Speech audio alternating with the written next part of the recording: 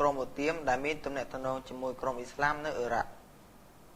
រដ្ឋាភិបាលម៉ាឡេស៊ីបានចេញនិវាទក្រហមតាមចាប់ខ្លួនបុគ្គល5នាក់ដែលជាសមាជិករបស់ក្រុមឧទាមអ៊ីស្លាមនៅអ៊ឺរ៉ាក់អ៊ីស៊ីលកំពុងធ្វើសង្គ្រាមដណ្ដើមទឹកដីនៅអ៊ឺរ៉ាក់ស្នងការប៉ូលីសម៉ាឡេស៊ីលោកកាលីតអាប៊ូបាកាបានឲ្យដឹងថាជនសង្ស័យដែលតាមចាប់ខ្លួនក្នុងនោះមានសាស្ត្រាចារ្យម៉ាមូតអាម៉ែតមកពីសាកលវិទ្យាល័យស្រាវជ្រាវអ៊ីស្លាមនៃសាកលវិទ្យាល័យម៉ាឡេស៊ីដែលកំពុងតែកិច្ចខ្លួនទៅតំបន់ភាគខាងត្បូងប្រទេសនេះ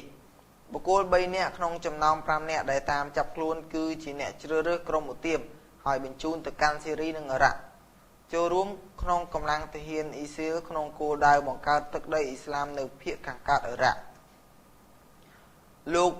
ម៉ាម៉ាត់អាម៉ែតអាយុ36ឆ្នាំដែលប្រើប្រាស់សម្ភារៈនៅក្នុងសាកលវិទ្យាល័យម៉ាឡេស៊ីដើម្បីបំផុសបំផុលបញ្ចូលមនោគមវិជ្ជាតាមរយៈជួបពិភាក្សានៅក្នុងសាលប្រជុំសាលាដែលមានអ្នកចូលរួមដល់ទៅជាង600នាក់ហើយអ្នកដែលត្រូវចាប់ខ្លួនដទៃទៀតរួមមានលោកម៉ូតនីជីបហ៊ូសិនអាយុ36ឆ្នាំម្ចាស់ហាងលក់សម្ភារៈសិក្សានៅក្នុងសាកលវិទ្យាល័យម៉ាឡេស៊ីលោកមូហាម៉ែត